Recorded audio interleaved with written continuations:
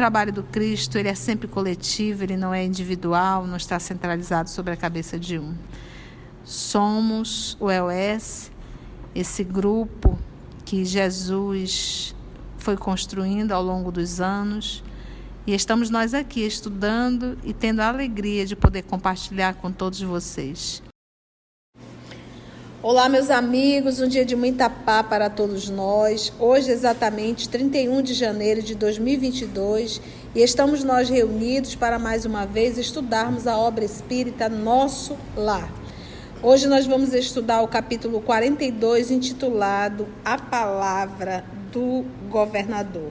Lembrando que Nosso Lar é uma obra psicografada por Francisco Cândido Xavier, pelo Espírito André Luiz. Vamos então elevar o nosso pensamento, envolver a nossa amiga Carla para fazer a nossa prece de gratidão.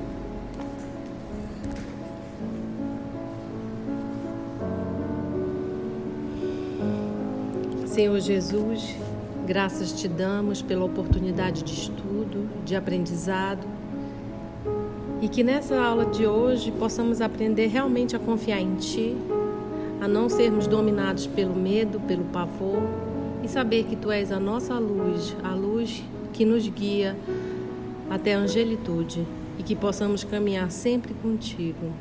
Que assim seja. Então vamos lá, que Jesus nos conduza. A palavra do governador. Para o domingo imediato, a visita do Clarim, prometeu o governador a realização do culto evangélico no Ministério da Regeneração. O objetivo essencial da medida, esclareceu Narcisa, seria a preparação de novas escolas de assistência no auxílio e núcleos de adestramento da regeneração. Dizia Narcisa: precisamos organizar determinados elementos para o serviço hospitalar urgente, embora o conflito se tenha manifestado tão longe, bem como exercícios adequados contra o medo. Porque nós estamos vivendo aí o quê, né, Aramita? Está interessante o comentário do último capítulo 41. É que no capítulo anterior nós vimos que era setembro de 39 e houve a convocação de todos os espíritos da colônia para se prepararem para a luta, que o clarim do Senhor, que ele diz, tocou por mais de 15 minutos para chamar todos nessa hora importante e perigosa, né, para o planeta. E ele diz que apesar de que o conflito é na Europa, mas toda a vida americana, toda a vida psíquica do continente americano veio da Europa, né? Inglaterra, Portugal. Então tem essa ligação psíquica e por isso eles estavam sendo convocados. É isso. Então, estamos aqui vivendo a Segunda Guerra Mundial. Acrescentou André Luiz, contra o medo. Interessante. Objetou então a enfermeira atenciosa. Como não? Talvez estranhe, como acontece a muita gente, a elevada porcentagem de existências humanas estranguladas simplesmente pelas vibrações destrutivas do terror, que é tão contagioso como qualquer moléstia de perigosa propagação. Classificamos o medo como dos piores inimigos da criatura, por alojar-se na cidadela da alma, atacando as forças mais profundas. Quer falar sobre isso? Posso falar que o medo é mais o que adoece, né, como ela diz, a mais profunda da alma é o medo. Que o medo faz a gente criar, né, através do pensamento, por isso a educação do pensamento, faz criarmos coisas que não existem, proporções avassaladoras das coisas, e isso vai tomando uma proporção que vai agigantando e acaba destruindo, como ela diz, as forças mais profundas. O medo é paralisante e destruidor.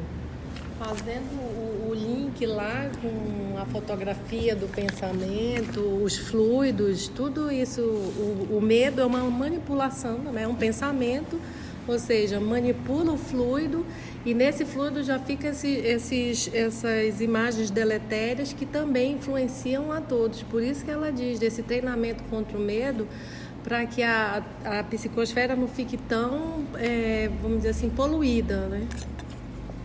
E o interessante que ela diz, e a psicologia nos estudos dizem isso, que é assim, o medo é contagiante. Você vai passando, né? Ele é igual, como ela diz, uma moléstia. Vai passando de um para o outro e vai dominando e cria o terror. O medo é a ausência da fé. A gente não pode confundir o medo com o instinto de conservação. São coisas diferentes.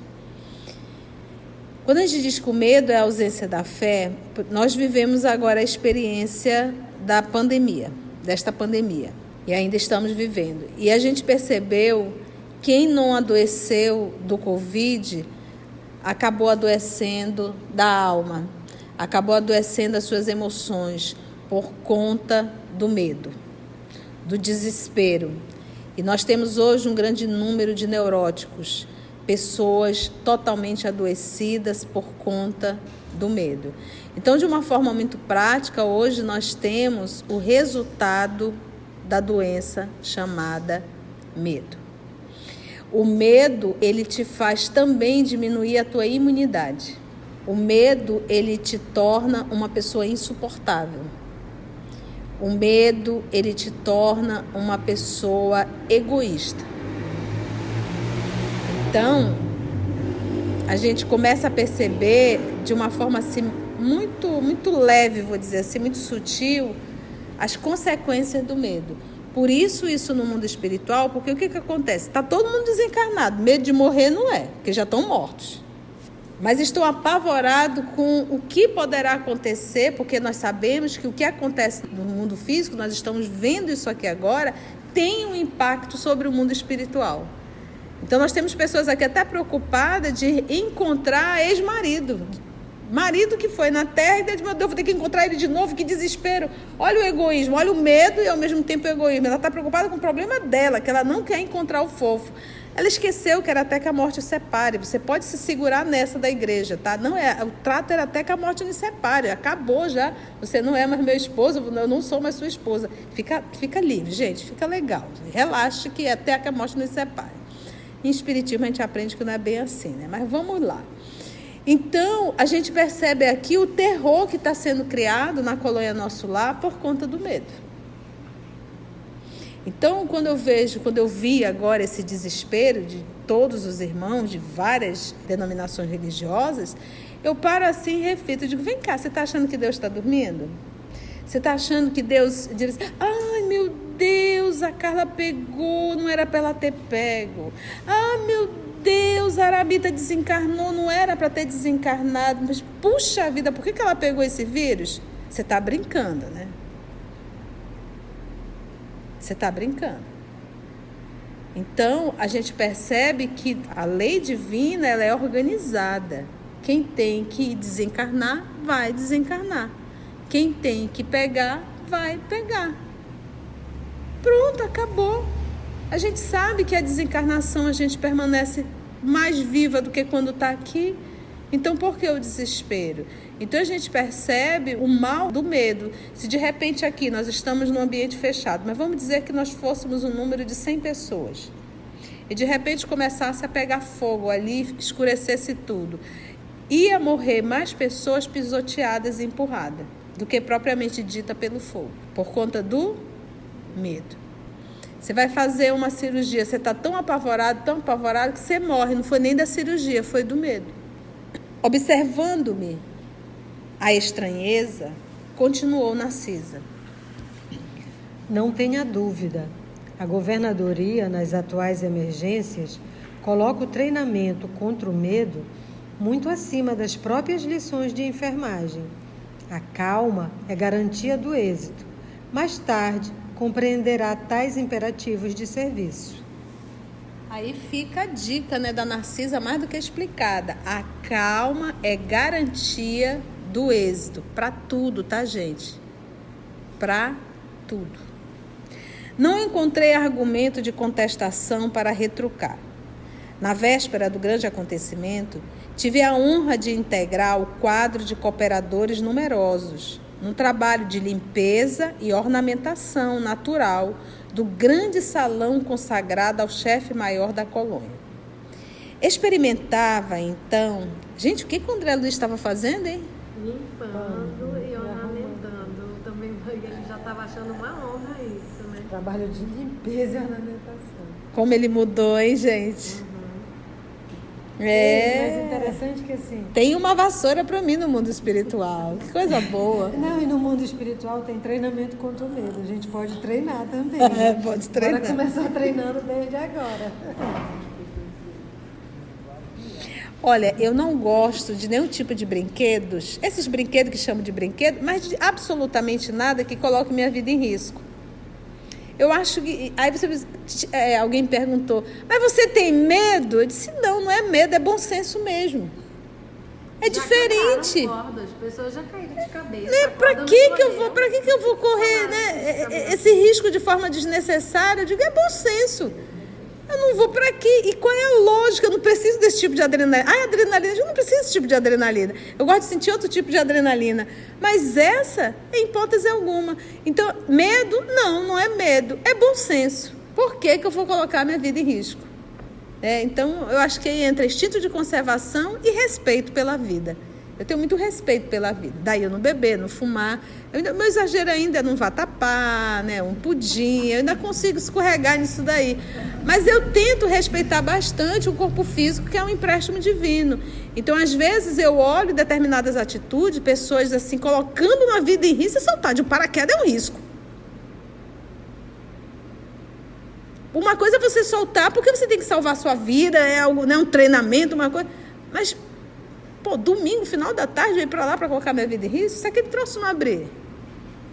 Às vezes, viver é um risco. Sim, eu vou deixar ficar mais arriscado ainda. Então, é o meu ponto de vista. Então, eu respeito muito o meu organismo, eu respeito o meu corpo e eu não quero colocar ele em risco. Então, não é medo. Para mim, é bom senso isso realmente, entendeu?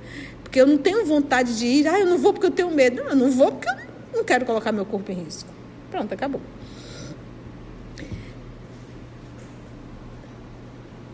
Experimentava, então, diz André, ansiedade justa, e a ver, pela primeira vez, a meu lado, o nobre condutor que merecia a veneração geral. Não me sentia sozinho em semelhante expectativa, porque havia inúmeros companheiros nas minhas condições. Imagina, eu estava ali limpando e arrumando. Eita, já viu o governador? Ainda não vi, não. Vai ser a primeira vez. Como que ele será? Nossa, eu estou ansiosa. E ali limpando, ornamentando, e viu que era ornamentação natural, né? Então, as plantas. Tive a impressão de que toda a vida social do nosso ministério convergiu para o grande salão natural, desde o raiar de domingo, quando verdadeiras caravanas de todos os departamentos regeneradores chegavam ao local. O grande coro do templo da governadoria, aliando-se aos meninos, cantores das escolas do esclarecimento, iniciou a festividade com o maravilhoso hino intitulado Sempre Contigo, Senhor Jesus, cantado por 2.000 vozes ao mesmo tempo. Gente, isso é de arrepiar, hein? 2.000 vozes. Ai, que lindo. Outras melodias de beleza singular encheram a amplidão. O murmúrio doce do vento, canalizado em vagas de perfume, parecia responder às harmonias suaves. Havia permissão... Vocês viram que tem crianças? Tem crianças. Aí você vai dizer, mas tia, como é que é isso, tia? Quando o espírito desencarna ainda num estado infantil, a espiritualidade, quando acolhe essas crianças, você não vê criança em sofrimento por aí, gente. Não existe isso. Quando esses espíritos que estão nesse estágio, quando eles vêm à Terra em uma visita, eles vêm acompanhados. É por isso desconfie muito daquelas comunicações. Eu estou sofrendo, eu estou perdido, mamãe. Isso pode ser muito mais um trauma do médium do que verdadeiramente o espírito. Os espíritos que desencarnam nessa condição infantil, eles são acolhidos rapidamente. A gente estudou já bastante André Luiz, né? Vocês se depararam com alguma criança no vale, nas cavernas, no próprio umbral? O que eles dizem? Jovens, adultos e idosos. Lembra disso? Mas a gente não vê nenhuma obra de André Luiz. A gente está vendo agora, citando as crianças aqui, mas a gente vê elas na Colônia Nosso Lar e participando do coral. E das escolas de esclarecimento, já estudando. Porque o fato dela ter desencarnado criança, isso vai depender muito do grau de evolução. Porque quanto mais evoluído o espírito, no mundo espiritual ele retoma, ele pode até retomar a sua encarnação anterior. Mas isso não é uma regra. Às vezes são espíritos que desencarnaram e não têm essa evolução toda, mas que necessitam passar por esse período, por essa experiência. Tem uma programação para que eles estejam no mundo espiritual nessa condição. E dali programar uma nova reencarnação. Entendeu? Tudo faz parte desse processo de evolução desses espíritos. 2.000 vozes. Era a reunião de 2.000 crianças. Gente, esse salão era enorme. Tem um som. Lembra que nós temos um corpo perispiritual. Eles até comiam. Existe um corpo perispiritual que é um organismo ainda. Entendestes? Então tem um órgão fonador. Lembra quando o André Luiz, o médico Henrique de Luna, que ele vai apontando os órgãos de André Luiz e dizendo, tá? Porque lembra, quanto mais evoluído o espírito, mais espiritualizado. Quanto mais materializado, mais materializado.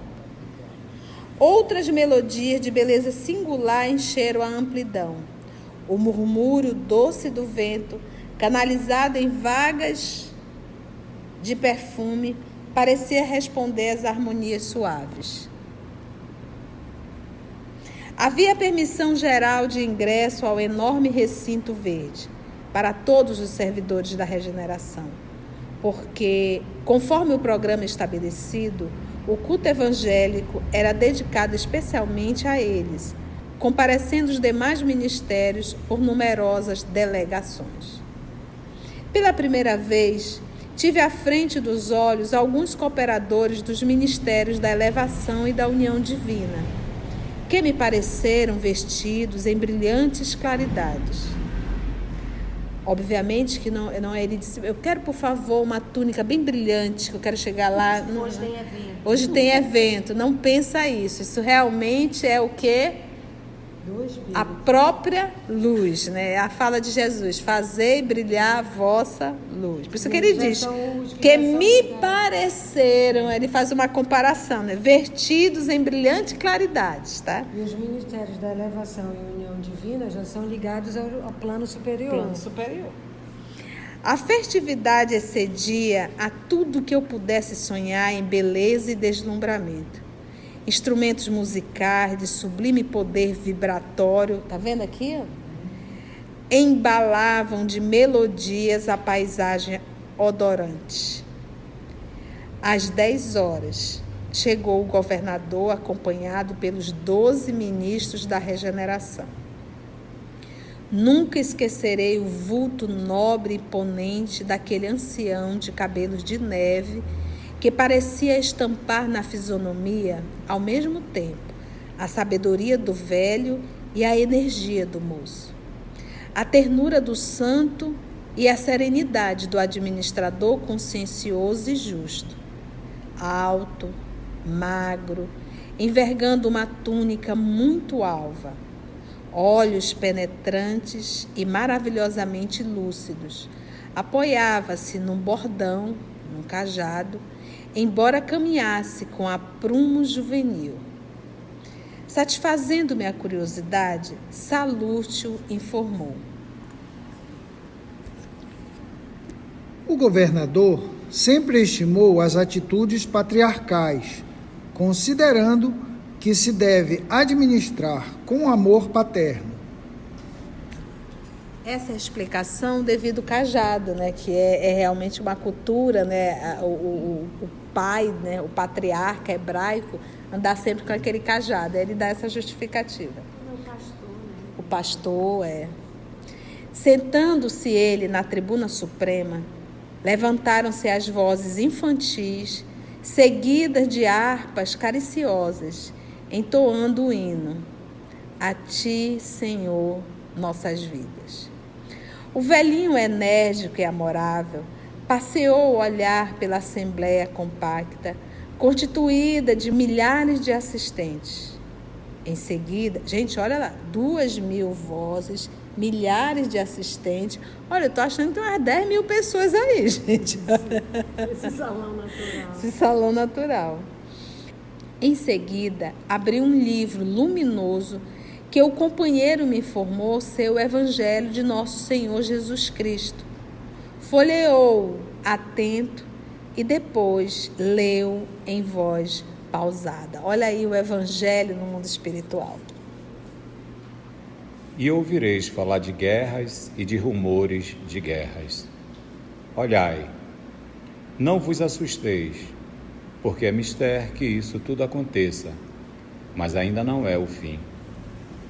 Palavras do Mestre em Mateus, capítulo 24, versículo 6. Volume de voz consideravelmente aumentado pelas vibrações elétricas. Não me faça essas perguntas, eu não sei. Não sei explicar. Paramos por aqui agora, mas o que a gente aprendeu em Espiritismo? Quando você fala aqui na parte elétrica, eu estou falando de matéria. E nós sabemos que a essência de toda matéria é o fluido universal. Então, no mundo espiritual, também tem uma matéria. E a origem é o fluido universal. Então, obviamente, quando ele fala aqui dessas vibrações elétricas, é de fluido. Só que o nosso é muito mais denso. Nós já nos deparamos com a materialização de espíritos aqui na Terra? Já.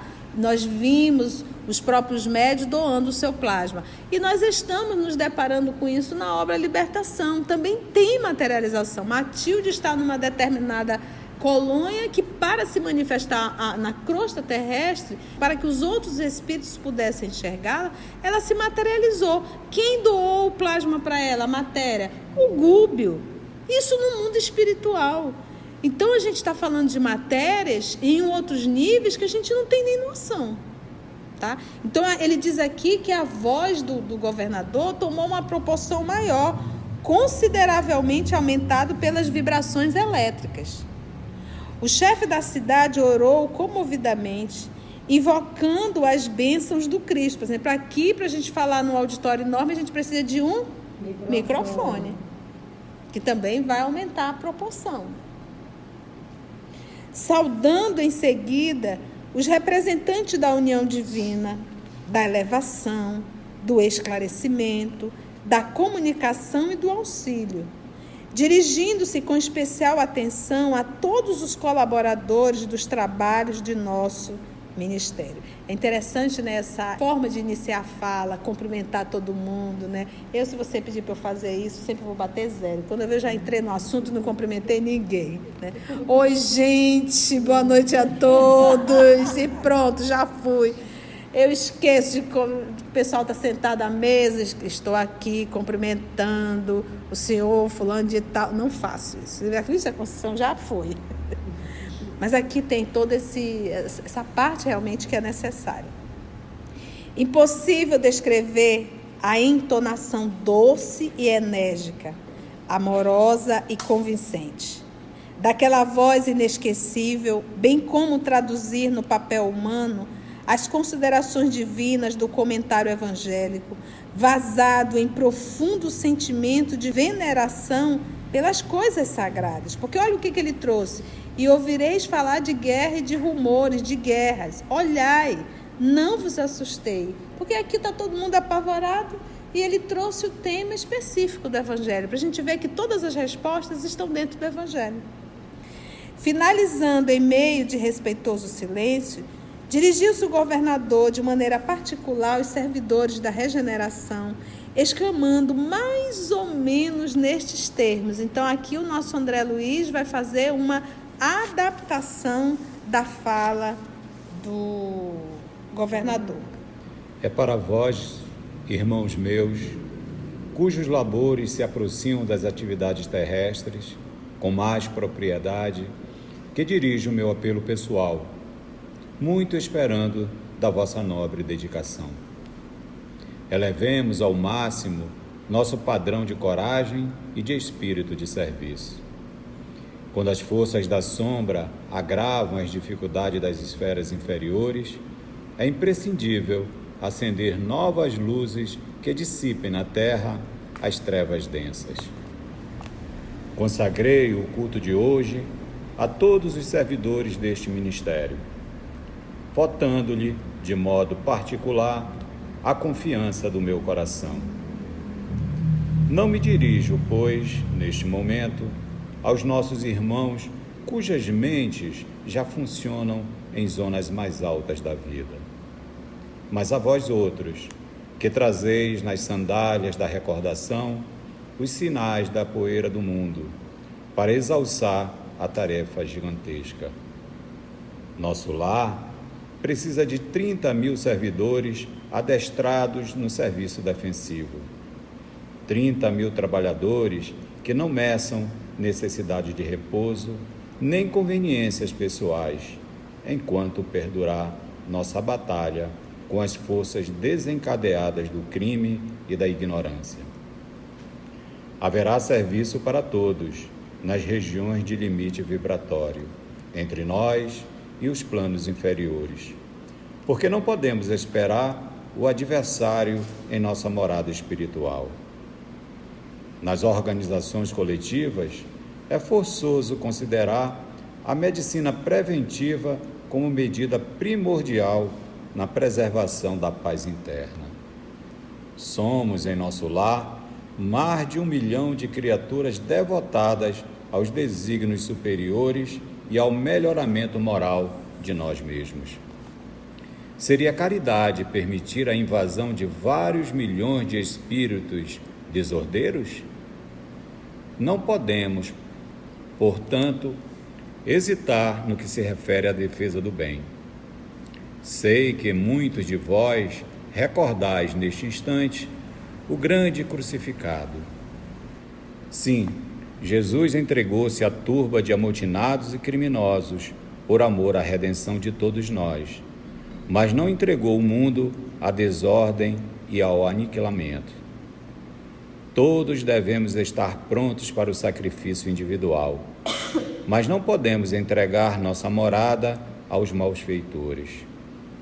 Lógico que a nossa tarefa essencial é de confraternização e paz, de amor e alívio aos que sofrem. Claro que interpretaremos todo mal como desperdício de energia e todo crime como enfermidade da alma. Entretanto, nosso lar é um patrimônio divino que precisamos defender com todas as energias do coração.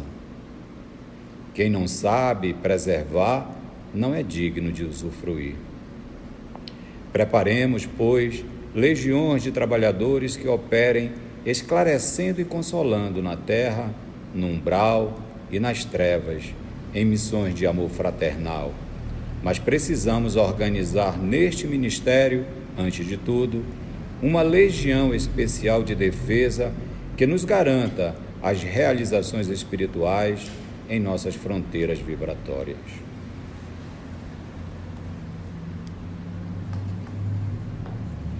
A gente percebe o convite do governador de 30.000 almas para trabalharem aonde? Na terra. Lembra que nós vamos entrar aqui em guerra, tá? Direto aqui na terra, trabalhando aqui na terra, atuando no umbral, aquele período, aquela porta de entrada, e nas trevas.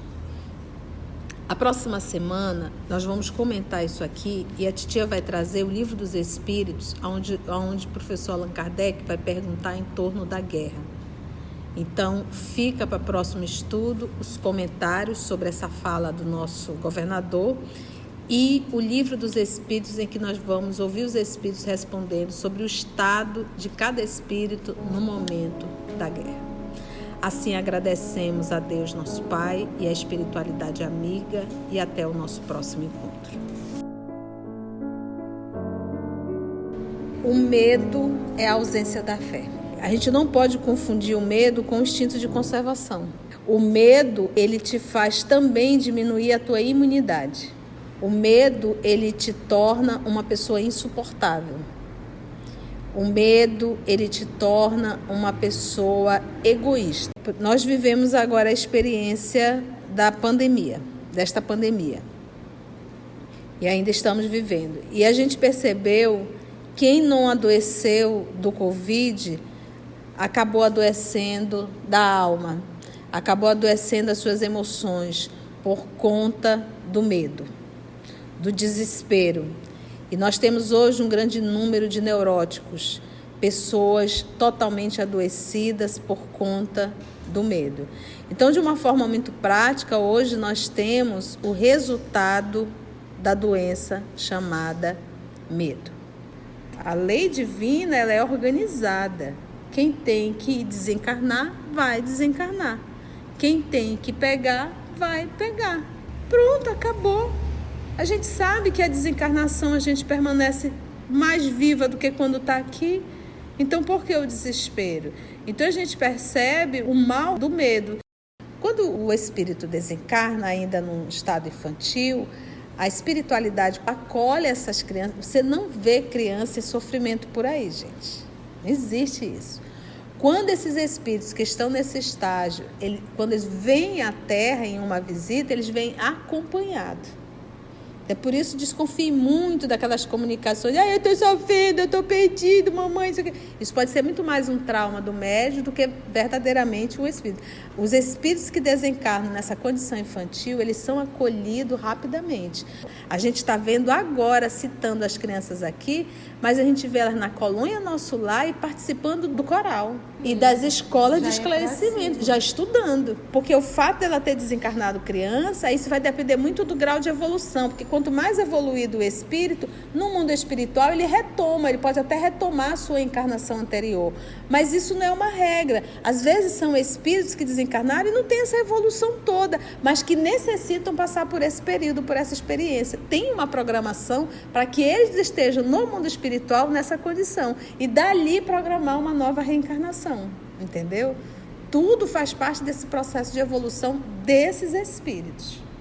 Quando você fala aqui na parte elétrica, eu estou falando de matéria.